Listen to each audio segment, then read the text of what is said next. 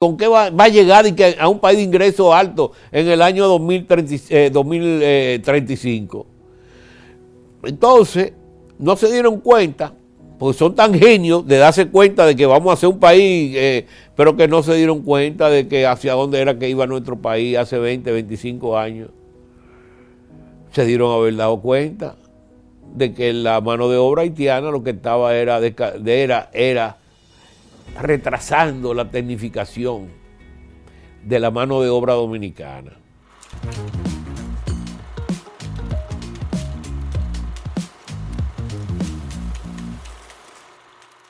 Ya ha sido tanto los recorridos, pero fui una persona, un joven, con muchas inquietudes, desde joven, desde pequeño. Viví prácticamente en el campo, porque lo que hoy es el Piantini fue el sitio donde yo me crié. Y ahí lo que eso era monte y animales y caballos, o sea que la naturaleza vivió parte de mí. El verdor, los animales, el contacto más cercano a la gente. Cuando uno está un poco distante, uno se acerca más a la gente. Y yo disfruté mucho mi niñez y mi juventud. Puedo decir que le doy gracias a Dios, porque he sido un privilegiado en ese sentido. He visto cómo esta ciudad ha cambiado tremendamente, una revolución prácticamente para lo que uno tiene de vida, ¿no? Son cambios que en otro tiempo tal vez hubieran sucedido en el transcurso de 200, 300 años. Lo que estamos viviendo ahora, eso es lo que pudo haberse dado en un periodo de 300 años en el pasado. Sin embargo, la velocidad con que cambian las urbanizaciones y la tecnología, ha hecho otro tipo de ambiente. Sí, mi familia viene de mucha pasión interior. Dentro de mis ancestros tengo a Manuel Rodríguez Bujío, que fue poeta. Ese es mi tatarabuelo. Mi abuela también fue poetisa y mi papá también fue poeta. Y dentro de la familia pues viene esa vertiente artística. Eso es del lado de mi padre, pero de la parte materna. De la parte de los Piantini, pues tenemos entonces la música. Ahí está Carlos. Muchos de ellos han sido... mi tío era violinista y pianista, los primeros de la Sinfónica, tío Guillermo. Y Carlos era violinista también. O sea que mi prima, ya Ida, a destiempo, Poli, era arpista en la Sinfónica, de la primera arpista del país. O sea que me viene la vena de la música, también del arte, por mis padres, por mi padre básicamente. Por el lado de mi madre no hay mucho de artístico, ¿no? Mi tía era declamadora, famosa, en la voz dominicana en aquel entonces. O sea que viví dentro de ese ambiente, ¿no? Y me nutrí y quise desarrollar al principio, en mi juventud, inclusive tengo un libro escrito, publicado, de poesías. Mi pasión realmente es la lectura y escribir. O sea, yo escribo generalmente en el Listín Diario, pero he escrito en todos, básicamente en todos los periódicos lo he escrito. Matutinos, en el Hoy, y la lectura también, o sea, me dedico mucho a la lectura, mucho tiempo a la lectura, porque parte de mi profesión es conocer lo que está pasando, y entonces eso me obliga a mí a leer mucho. Pero también me gusta mucho la historia, me gusta mucho la literatura, y entonces pues algunas veces no tengo ni el tiempo para la cantidad de libros que tengo pendientes. Eh, y esa es mi pasión, o sea, mi pasión es básicamente la lectura, la escritura, en términos de fuera de lo que es el trabajo, ¿no? ¿Verdad? Bueno, no te puedo decir, bueno, una buena música siempre es importante, la clásica es la que a mí más me atrae, ¿no? De toda la música, la clásica. Eh, pero mi pasión es esa, o sea, yo tengo televisión que no veo prácticamente televisión, porque pienso que la televisión me quita tiempo para yo poder leer. Y entonces, pues el hábito de la televisión para mí no es un pasatiempo, vamos a decir. El cine sí, me gusta el cine, de vez en cuando una buena película. Ahora no hay que ir al cine a hacer una buena película, ahora tiene uno de la televisión, ¿no? Pero el problema de la televisión es que es un escapismo también. Entonces, te quita mucho el tiempo que tú puedes dedicarlo a otra cosa mucho más importante. Te entretienes en algo, ahí se te va el tiempo. Eso es así. Igual que ahora en la red. La red tiene cantidad de información. Tú puedes pasarte el día entero ahí, pero hay mucho, el 80% de basura o el 90%, ¿tú me entiendes? Entonces, tu mente, ¿no? Se va adaptando a esa situación en que pierdes la capacidad de escoger, ¿no? Lo que más te conviene. Y te deja llevar del momento, ¿no?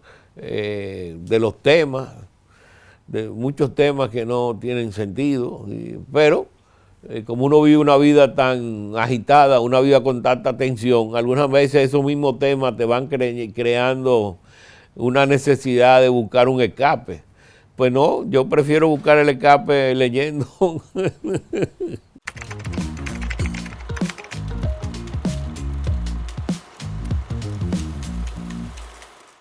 De las cosas así que me han pasado a mí, te puedo decir que yo viniendo de regreso de ese viaje que te dije que hicimos a Washington a negociar el acuerdo con el Fondo Monetario Internacional en el aeropuerto de Miami, yo dejé el maletín para recoger la maleta, y cuando voy a recoger el maletín me lo habían robado. Y el maletín venía el acuerdo con el Fondo Monetario. O sea que los ladrones no supieron, creían que eran dinero que había. Pero si le hubieran llevado esa publicación al Miami Herald, posiblemente ahí hubiera tenido bastante dinero para ellos. Porque era un palo que se iba a publicar, que República Dominicana iba a entrar en un acuerdo con el Fondo Monetario, y estaba todo.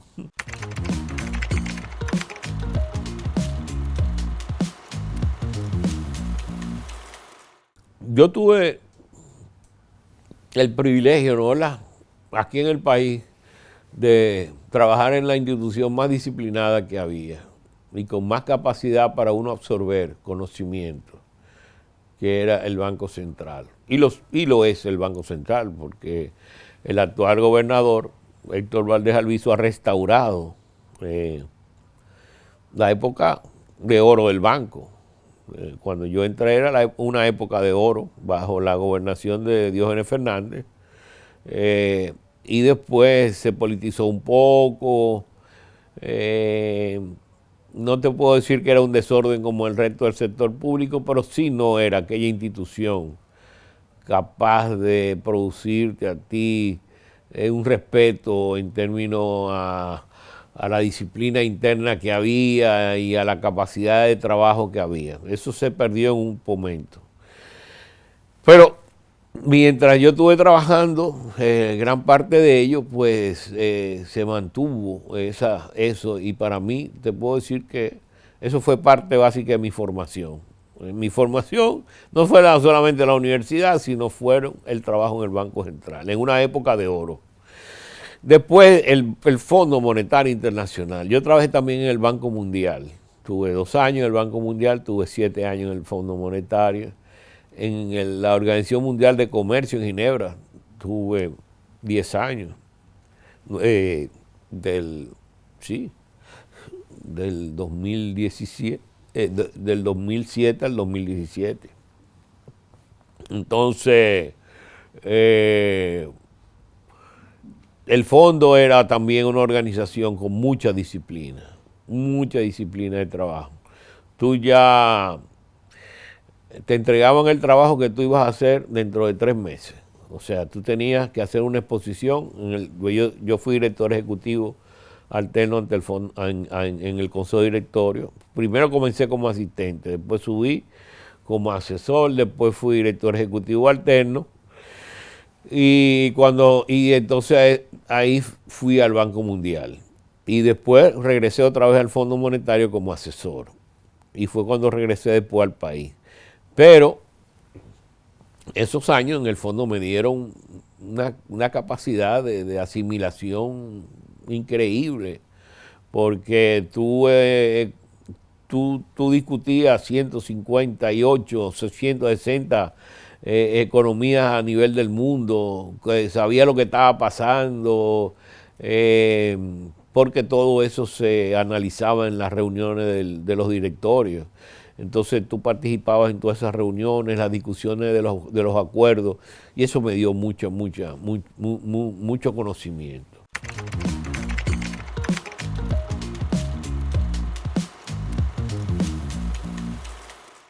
Mira, a través de la experiencia mía que yo he tenido en el sector público, de lo cual trabajé 47 años, yo creo que un país como este, ya poco a poco el país va alimentando más su capacidad de impulsar su propio desarrollo, porque hay instrumentos que se han creado, como los fondos de pensiones, que te están aportando una cantidad de recursos de mediano y largo plazo para inversiones, que era muy importante. Eso es ahorro. En la época en que yo entré al Banco Central, el ahorro aquí era muy escaso. Entonces, para tú invertir, tú tenías que ahorrar. Y ahí el único que tenía capacidad para invertir prácticamente e impulsar el país era el sector público, con sus inversiones.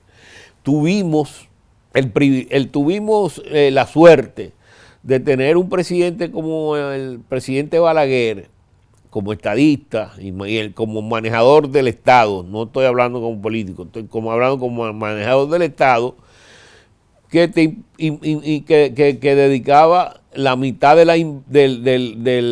ingreso a los gastos de inversión. Tanto es así, Balaguer llegó a invertir 5, 6, 7% del Producto Interno Bruto en inversión en un año, cuando los ingresos eran igual que ahora, 13 y 14. Entonces, por ciento del Producto Interno Bruto. Entonces, por ejemplo, en la época de Balaguer, aquí, de 35 presas que hay ahora mismo, él construyó 32 presas. Y prácticamente eso fueron presas que se construyeron con ahorro público. Eso le dio un impulso al sector agrícola, que lo estamos recibiendo ahora, porque sin esas presas no hubieran canales de riego, no hubieran no hubiera agua para producir alimentos, no hubiera agua potable en esta ciudad. La presa de Valdesia, y después la presa de otra más que se construyó también en los años 80 y pico, no recuerdo ahora mismo, pero eran con la presa de Valdesia, otra se construyó. Yo no estaba aquí, no vivía en los 80, después del 86, en su gobierno que entró en el 86, él construyó esa presa que le está dando abastecimiento de agua potable a la ciudad. O sea que la inversión pública es una inversión que tú la ves en el mediano y largo plazo, pero que te genera riqueza al país. O sea, no es una inversión de lotería, que tú pones el dinero ahora y lo quieres sacar mañana. Es una inversión donde las carreteras, es importantísimo, porque a través de ellas entonces van a sacar los frutos que van a llevar al mercado. El transporte se va va a circular en las áreas de turismo. Esas carreteras que se construyeron han permitido la ampliación de las áreas turísticas y por tanto de la riqueza del país en términos de generar dinero y generar empleo. Entonces el sector público es un factor importante en un país tan pequeño como este para poder ser impulsor. Por ejemplo, a mí me da mucha tristeza de que este gobierno no ha sido, su característica no ha sido de inversionista prácticamente. Inclusive tú ves algunas veces cómo salen en los periódicos la cantidad de escuelas que están deterioradas completamente, pero una cantidad increíble de escuelas, de otras que se iniciaron y que no se dejaron abandonadas. Entonces tú dices, bueno, pero ese dinero público al sector, por ejemplo, al sector de educación, el 4% ha representado más de 4.000 millones de dólares, que tú no ves prácticamente en qué es el fruto de eso. Sin embargo, este país necesita mucho más agua. Aquí falta todavía la mitad de las presas por construir y aquí hay un problema del cambio climático, con sequías que vienen y te destruyen las cosechas de los campesinos que no tienen seguro, no hay seguros de producción contra desastres, ni contra desastre de agua, ni contra desastre de sequía, ni contra plagas, a un campesino le cae eso y no tiene seguro, lo que es una barbaridad.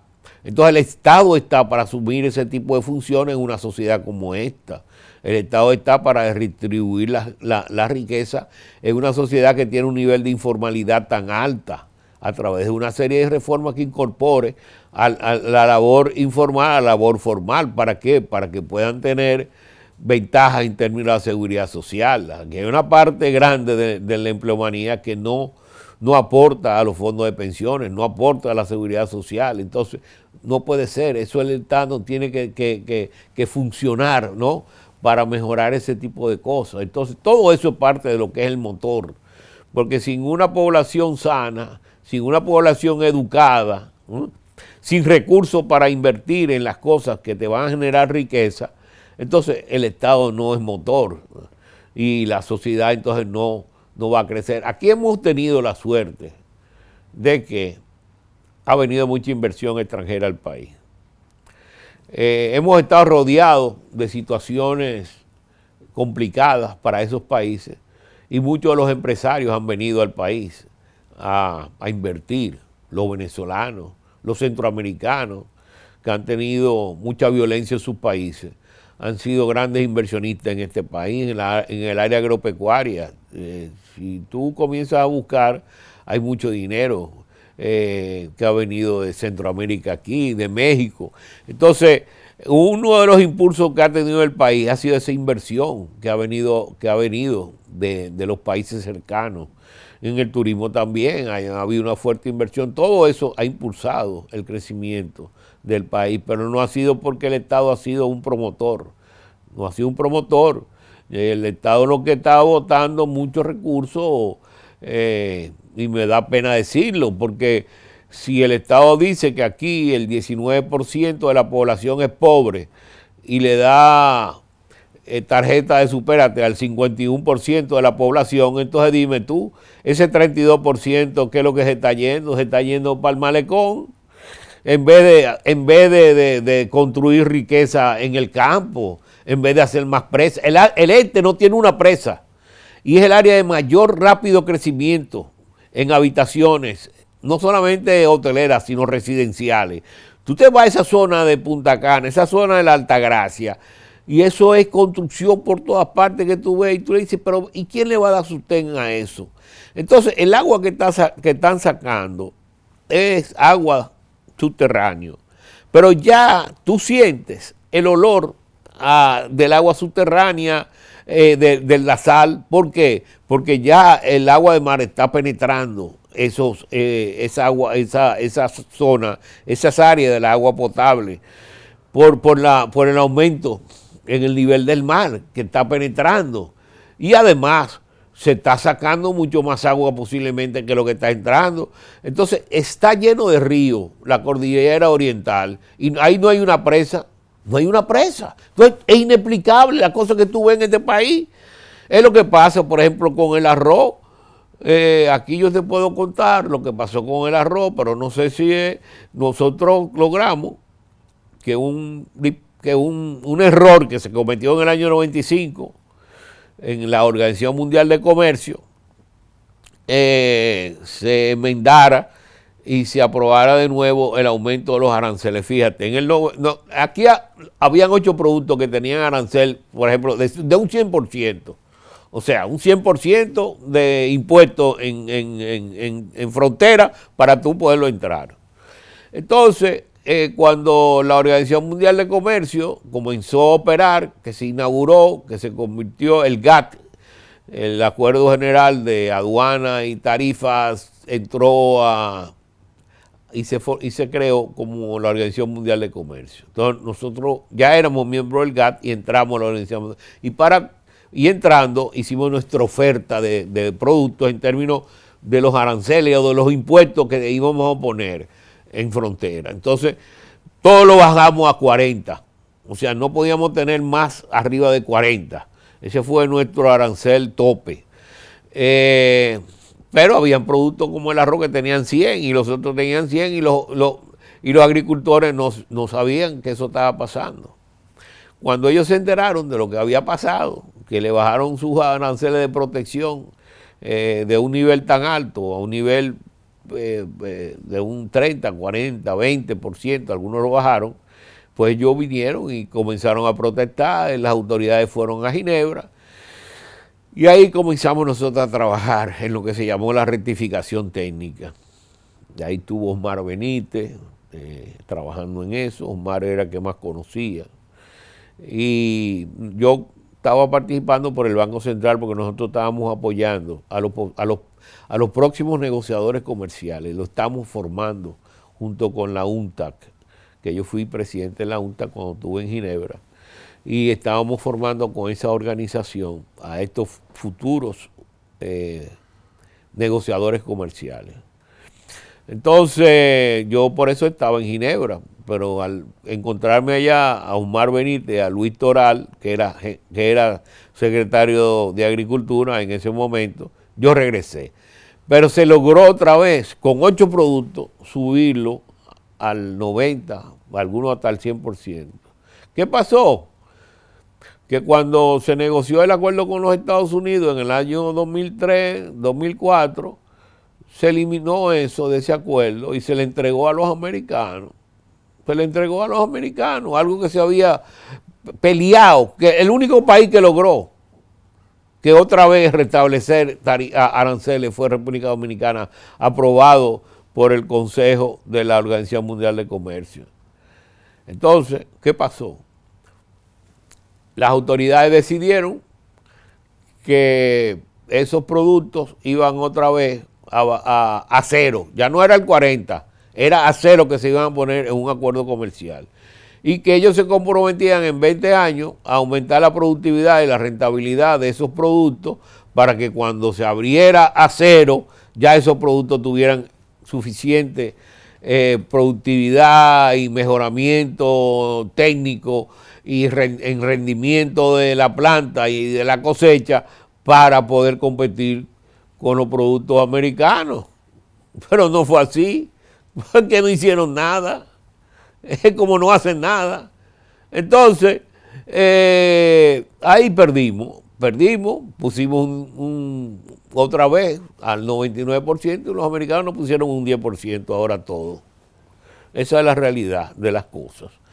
Y por eso yo te señalaba que desgraciadamente hay situaciones que los gobiernos crean que después, los que vienen después son los que pagan. ¿No es? Porque el sobreendeudamiento del gobierno de don Antonio Guzmán lo pagó Salvador Jorge Blanco.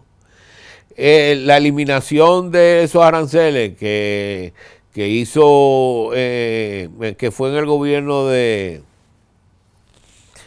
en el gobierno del 2004 al 2000, no, del 2000 al 2004 de Hipólito Mejía, el gobierno de Hipólito eliminaron, entonces lo pagan, lo iba a pagar el gobierno ahora de Abinader. O sea que hay decisiones que toman los gobiernos que dicen no le afectan ahora, pero le van a afectar al país dentro de 10, 15, 20 años. Si mira ahora como nos ha afectado el problema del arroz. Y así el agua también. No se han tomado medidas heroicas para aprovechar al máximo lo que nosotros tenemos en recursos naturales, y ya tú ves, el agua se pierde en el mar cuando hay tantas necesidades.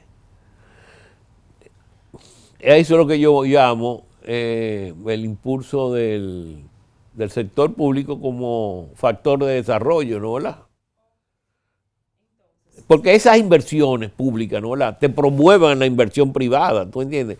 Sin esas carreteras, sin esas presas, muchas veces entonces no hay estímulo a la inversión privada. Entonces, para que haya un estímulo a la inversión privada, tiene que haber una inversión pública. Cuando no hay inversión pública, como es ahora, y hay un problema serio en el exterior, como lo tenemos ahora, entonces el Producto Interno Bruto es muy difícil que crezca, muy difícil que crezca.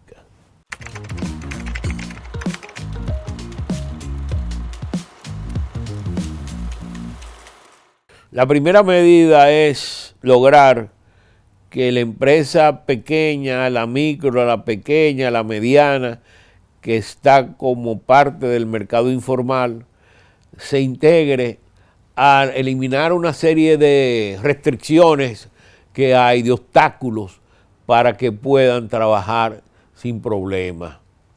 Aquí, para que una empresa se instale, yo de algunas veces yo me maravillo de cómo hay empresarios que tienen tanta voluntad de poder trabajar en un país tan complicado como este. Porque al capital, a la inversionista que tú dices, no, pero hay inversionistas que vienen de afuera, sí, con mucho capital, y eso facilita mucho que se eliminen muchos obstáculos. Pero cuando tú tienes poco capital, que ni financiamiento tiene, es muy difícil mantenerte en el mercado. Entonces, lo primero que tiene que hacer el gobierno es que esas empresas se organicen. ¿Cómo? Creando un micro impuesto, un microtributo. El microtributo no es un invento de nosotros. El microtributo existe en América Latina de hace tiempo en muchos países organizados, como es el caso de Uruguay. Yo recuerdo que hay una misión que fue a Uruguay hace tiempo, y entonces pues trajeron la idea del microtributo, pero aquí eso no deja, y te voy a explicar ahorita por qué no deja. Entonces, sin esas facilidades al sector informal, es muy difícil que se formalice. Y tú dices, bueno, pero ¿y por qué? Porque cuando tú le creas un microtributo donde ahí está todo lo que le pagan al Estado, está todo ahí. Tú nada más tienes que pagar eso y ya no tienes que verle la cara más a un inspector, para nada. Y ahí se te facilita todo a ti.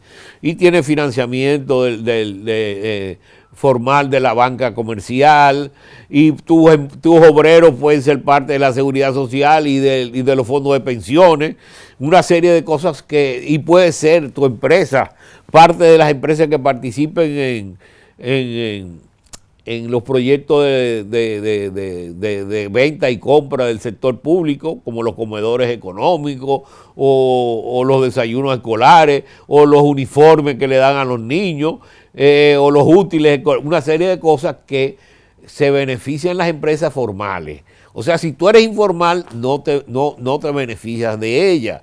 Entonces, ¿por qué no se hace? Algunas veces uno se queda que tú no entiendes.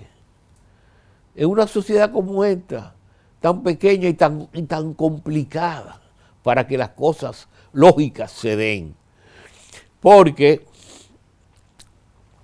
después tú dices, bueno, pero yo tengo un monopolio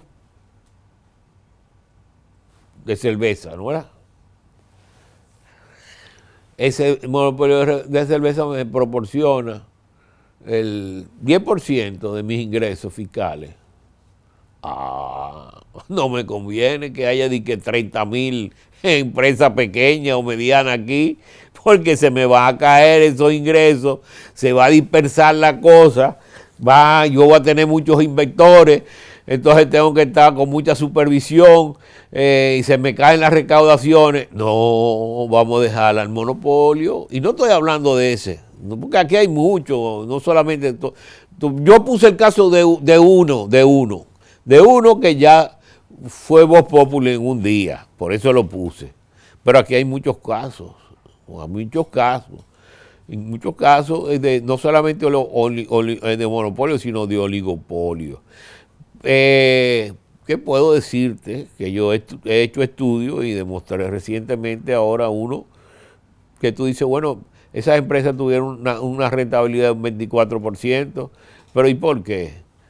Pero fíjate lo que está pasando y te puedo tirar la línea en base a estadísticas de lo que está pasando, pero no entremos en ese caso.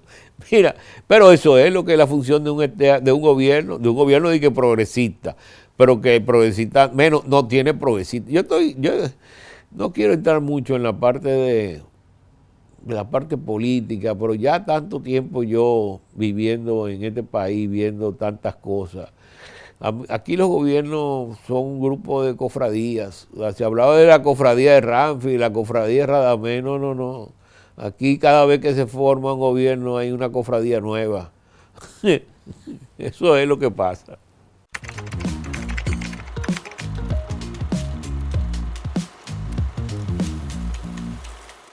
El primer motivo es que cuando ellos comenzaron a formular ante la opinión pública para ganar atracción hacia la reforma sobre la misma, se señalaba que era para reducir el déficit y el endeudamiento y eliminar el déficit y reducir el endeudamiento.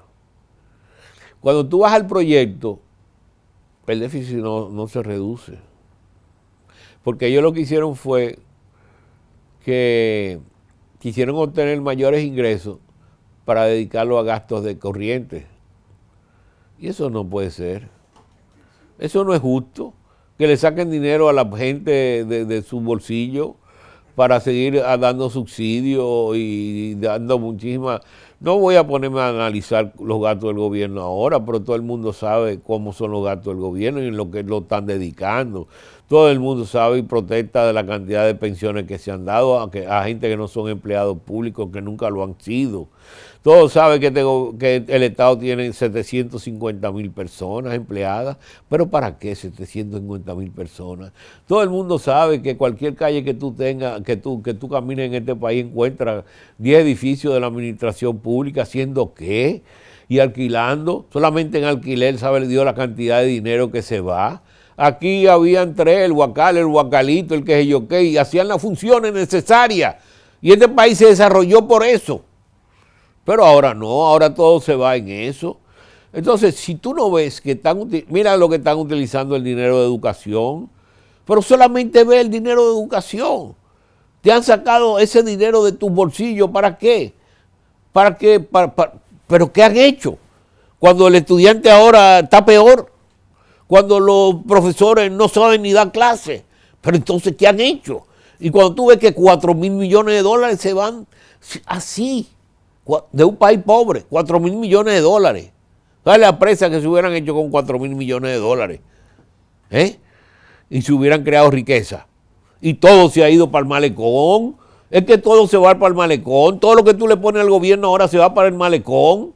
Ese es el problema serio. Que tú no tienes un gasto público responsable.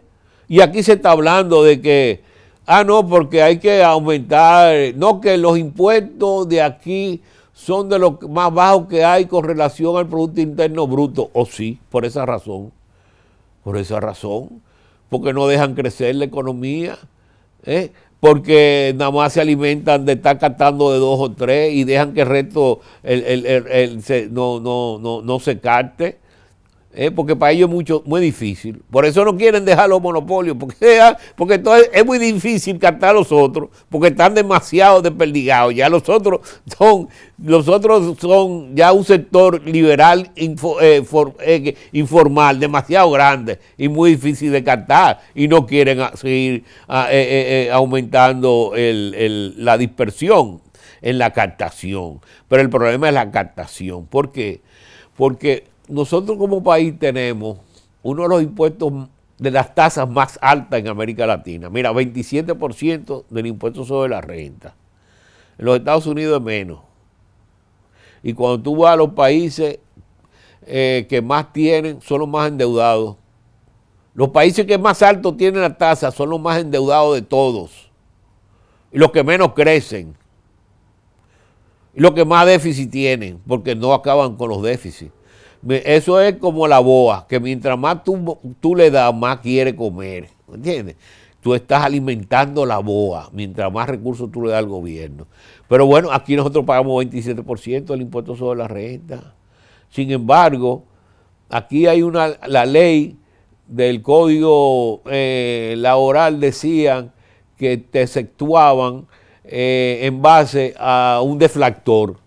O sea, que tú tenías una inflación este año del 10%, pues a tu salario el año que viene, en vez de que tú pagues sobre 100, tú vas a pagar sobre 90, porque hay 10,000 ya que ya se lo comió la inflación. Ah, no, pues ellos siguen cobrando sobre 100 y sobre 100 sobre 100. Y hay 15,000 millones de pesos que se está el gobierno apropiando de los ingresos de los trabajadores, por ese motivo, porque no deflacta, contrario a lo que dice la ley, porque aquí los gobiernos cumplen solamente lo que les conviene y no lo que dice la ley. Eso está en el tribunal administrativo ahora, porque lo llevaron, porque es un abuso. Entonces, cuando tú ves, no es que uno se oponga a ninguna reforma, uno lo que quiere es que haya un gobierno disciplinado, ¿no? Donde el dinero de uno sea bien empleado, y que no te saquen a ti el dinero que tú lo puedes utilizar para una inversión o para tu misma familia, porque no te está dando, y te lo saquen para darlo a otra parte, para votarlo y para mantener políticos. Ese es el problema. Mira el ITEVI, aquí se paga el 18%, ve a ver a dónde más se pagan, 3 países, Uruguay, que yo, cuanto lo demás, el promedio está como en 14. Ve a Centroamérica para que tú veas cuánto se paga. Aquí se paga hasta para respirar impuestos. Oye, sobre los pasajes aéreos, se paga impuestos sobre todo paga impuestos en este país, todo. Entonces, ¿qué más impuestos es lo que va a poner? Entonces, lo que tiene que cobrar impuestos y no lo cobra.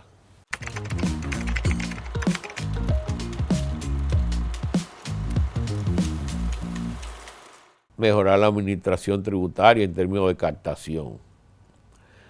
Me parece que ellos, al fin y al cabo, comienzan a preocuparse por eso y que puede ser que nosotros veamos una mejoría. Pero también hay que reducir el sector público. Tú no puedes tener ministerio para tantas. Ahora quieren crear un ministerio para la frontera. Tú has visto más disparate que ese. Entonces, ¿cuántos municipios hay aquí? Cuando tú ves lo que es la República Dominicana y tú lo pones con un estado de los Estados Unidos, que tal vez de los más pequeños que hay, porque eso somos nosotros, ahí no hay ni la cuarta parte del empleado que hay aquí en este país. Entonces, ¿qué es lo que están administrando? Aquí es un desastre. Por ejemplo, las municipalidades, por ejemplo, el ordenamiento territorial. Aquí no hay ordenamiento territorial, aquí hay una ley y todavía está en veremos, porque tardan 10 años en aplicarla y cuando la van a aplicar ya está vieja, hay que hacer otra más. Entonces tú ves que es un país que se administra de una manera muy mala, mucho desorden. Entonces un desequilibrio completo que hay en las cosas. Y si te digo que nosotros hemos crecido por lo mal que le han ido a otros. Pero en términos de una reforma fiscal, aquí yo creo que las tasas que hay son suficientes. Aquí lo que hay es que mejorar la administración, ¿me entiendes? Y eliminar los oligopolios y los monopolios, eliminarlos. Y permitir que el pequeño y el mediano también crezcan y se desarrollen.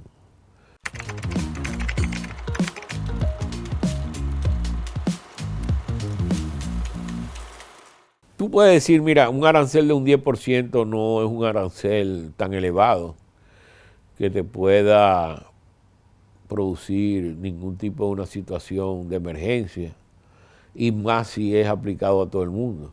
El problema es que no es aplicado a todo el mundo. El problema es que nosotros, uno de los mayores competidores que tenemos en términos de zona franca, en términos de productos agropecuarios, es a México.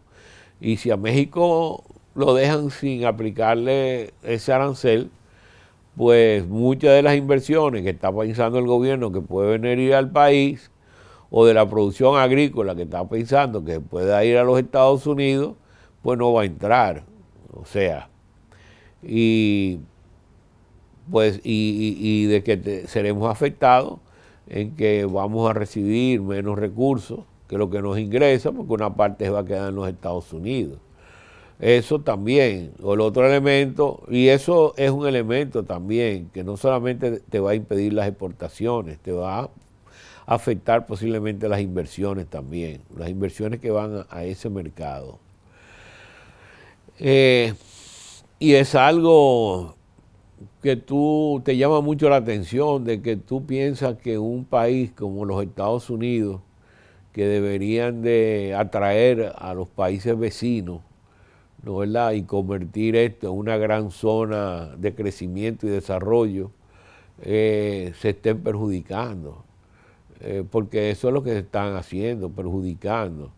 Mientras el presidente Kennedy creó la Alianza para el Progreso para combatir la expansión del comunismo en la América Latina, y darle apoyo a una serie de sectores sociales, mientras el presidente Reagan crea los acuerdos, el acuerdo de la Cuenca del Caribe, que es un acuerdo de libre comercio, de una sola vía, donde nosotros no teníamos que cederle nada a los americanos bajaban su arancel a cero y ellos bajaban nosotros no bajábamos nada, porque eso fue lo que estuvimos haciendo aquí hasta que se le ocurrió entrar al acuerdo de libre comercio, porque eso fue otro de los disparates. Ese acuerdo Reagan todavía existe para los países de las islitas del Caribe, y nosotros, por querer asumir una posición de estar con los centroamericanos y que la zona franca dijeron que no, que íbamos a perder mercado, entonces dejamos el acuerdo de la Cuenca del Caribe, de que porque ese acuerdo se iba a eliminar. Mentira, no se eliminó ni se ha eliminado, ahí está vigente. O sea que el país ahora mismo no hubiera tenido problema de ninguna especie, porque el país hubiera estado recibiendo unos beneficios de los Estados Unidos de cero, como estuvo recibiendo, teniendo sus mismos aranceles sin haberlo bajado, en nada. Que la reforma arancelaria produjo una serie de reformas y que el acuerdo con los Estados Unidos produjo una serie de modernización en las estructuras económicas del país, sí es cierto, es verdad, es cierto, porque nosotros nada más sabemos hacer cosas cuando nos empujan, cuando nos pinchan entonces hacemos, pero por nuestra propia decisión no hacemos las cosas que tenemos que hacer.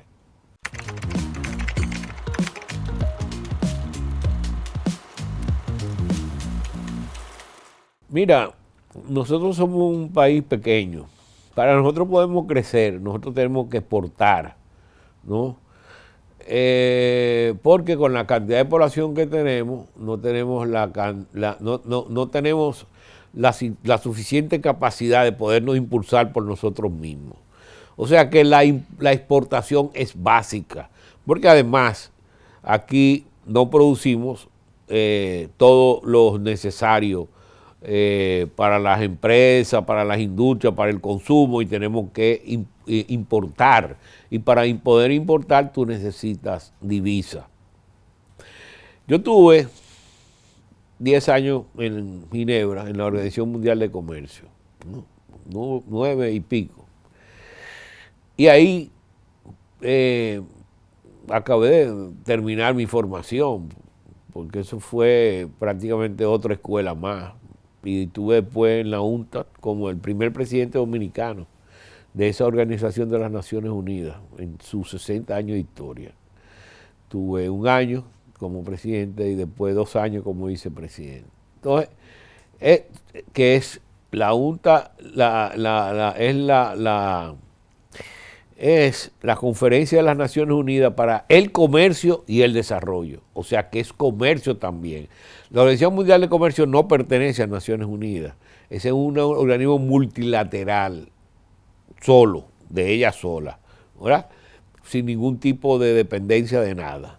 Pero la UNTA depende de las Naciones Unidas, de la ONU, de la Organización de las Naciones Unidas, y es un órgano dedicado al desarrollo y al comercio. Entonces ahí tuve yo los 9 años también como embajador, 9 y pico. Y entonces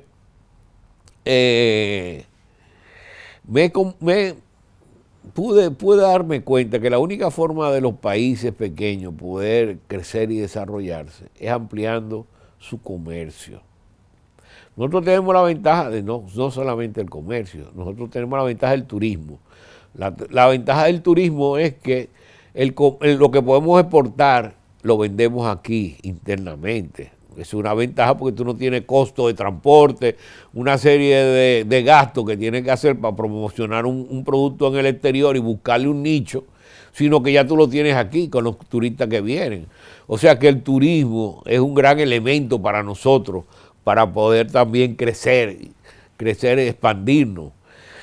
La remesa también es un elemento que es un complementario a la capacidad de consumo del dominicano y también a la formación de ahorro, porque hay muchos de los componentes de la remesa que vienen a comprar vivienda de los dominicanos que han acumulado afuera, o sea, que no solamente el comercio de bienes, esos son comercios también que le llamamos de servicios en términos del turismo y en términos de la remesa de transferencias. Pero son transferencias que vienen hacia el país, aunque ya hay transferencias que están saliendo.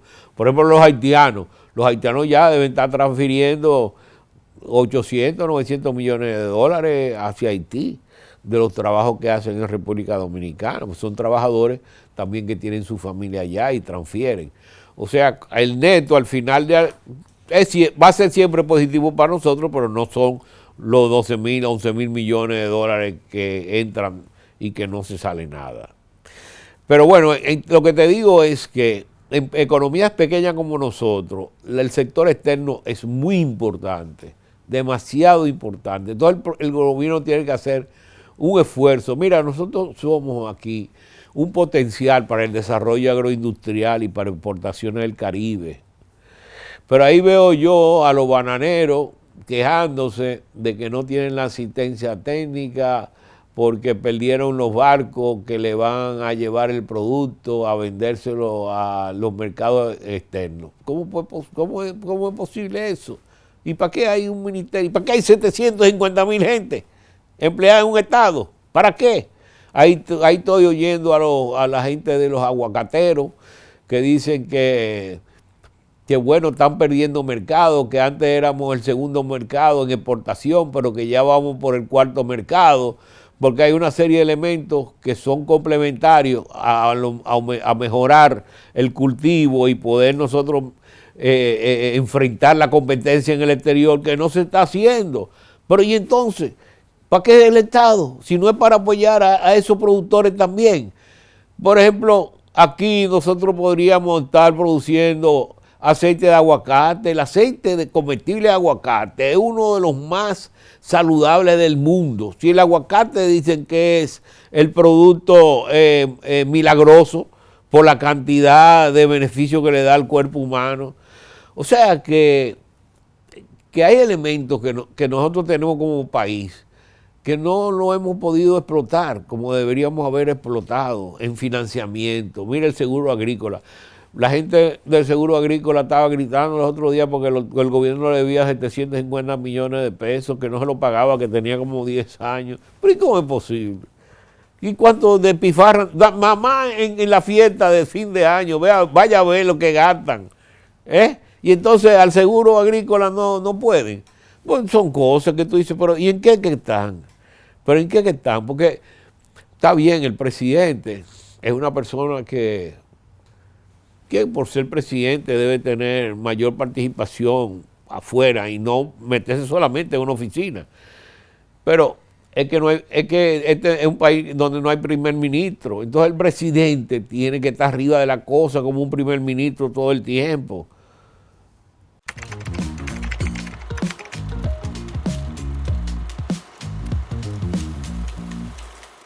Yo en el año 2005 publiqué en el Hoy, Cuchito Álvarez me lo publicó, que me sorprendió. 2 páginas sobre un artículo que yo publiqué que decía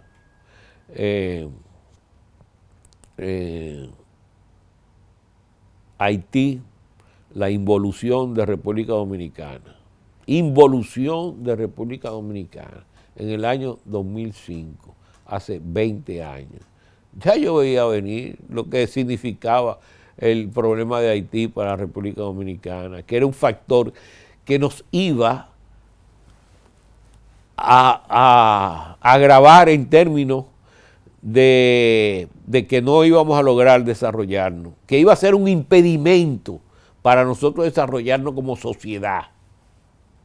Aquí están hablando de que República Dominicana es un país de ingresos altos en el año de 2035. ¿Pero y con qué?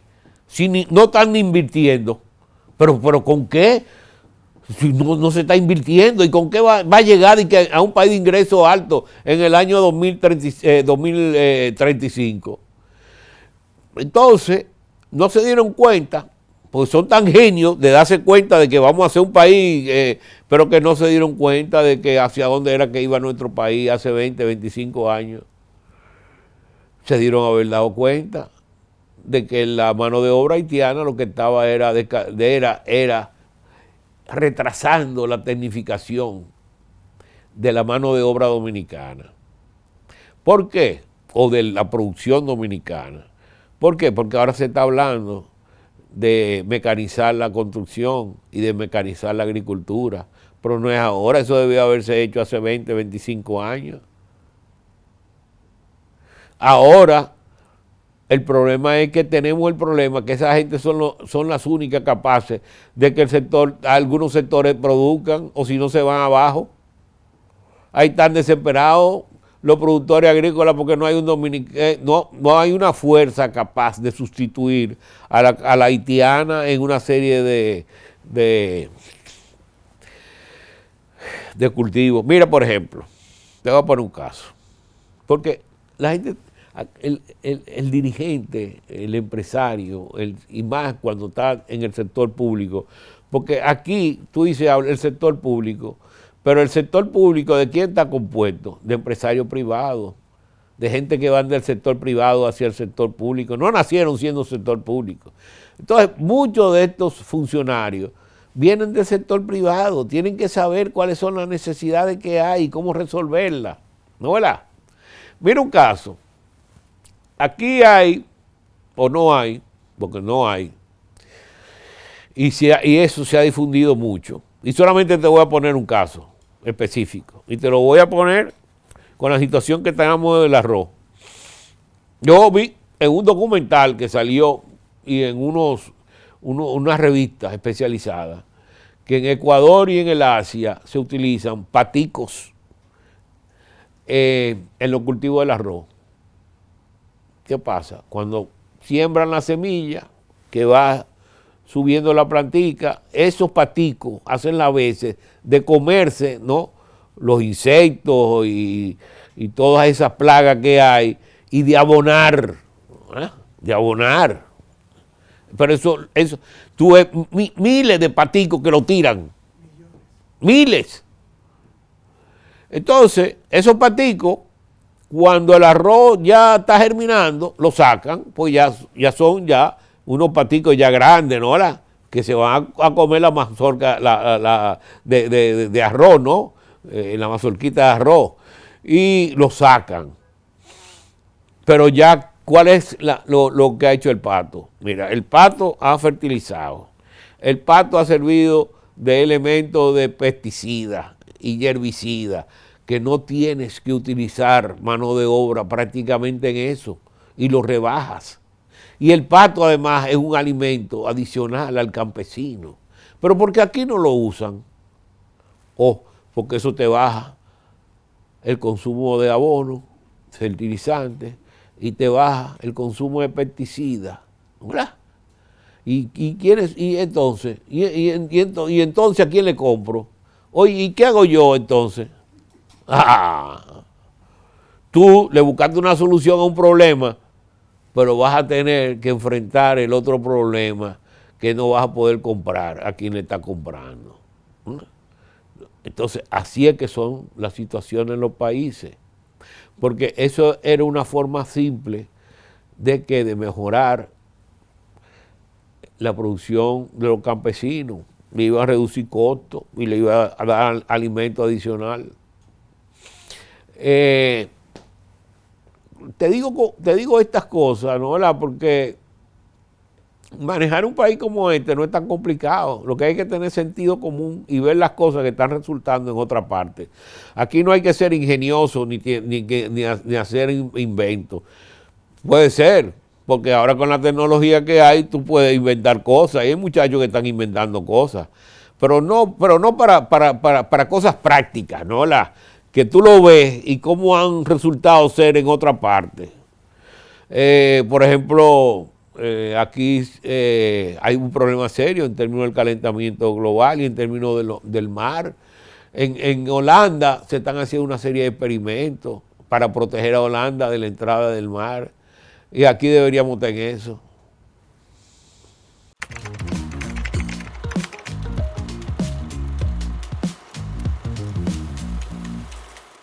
Oye, yo creo que yo lo que puedo recomendar aquí es al que quiera que se dedique al sector privado. Porque es que la vida en el sector público es muy... no aporta todo el esfuerzo que tú haces para lo honesto. Para el honesto. Yo no me puedo quejar, porque caí en instituciones y caí con personas que me respetaron y que yo le aporté lo que podía y le saqué a esa gente en términos de recursos, de conocimiento y aprendizaje, y lo di a mi país, lo di a mi país. Pero a la mayoría no le pasa eso en el sector público. A la mayoría no le pasa eso. Y no es verdad que aquí se depende de las leyes de administración pública para tú recompensar al empleado que hace un buen trabajo. Eso no es verdad. Aquí hay mucho del amiguismo y del partidismo, y no hay respeto al buen. Aquí hay un funcionario que se acaba de marchar, para mí era uno de los mejores funcionarios que había en el área económica. Y yo creo que él, no puedo decir que él lo ha dicho ni que no lo ha dicho, pero para mí adentro es una gran tristeza lo que van a hacer con su organización. Y eso fue tal vez el motivo por lo cual se separó del gobierno. Porque un muchacho inteligente, responsable. Y así sucede. Así sucede, los mejores tal vez son los que no se quedan, son los que se van. Y por eso tuve un sector público cada vez más deteriorado, con menos capacidad de enfrentar las situaciones que tienen que resolver en sociedades tan complicadas como esta, porque el mismo Estado la ha complicado. Lo que yo te digo, aquí la dispersión urbana que hay, para tú darle a servicio un ayuntamiento. Aquí se han tenido que crear, ¿cuántos ayuntamientos? Yo conocí un ayuntamiento y durante muchísimos años fue solamente un ayuntamiento. Ahora aquí en el área de Santo Domingo hay como 3 o 4 ayuntamientos.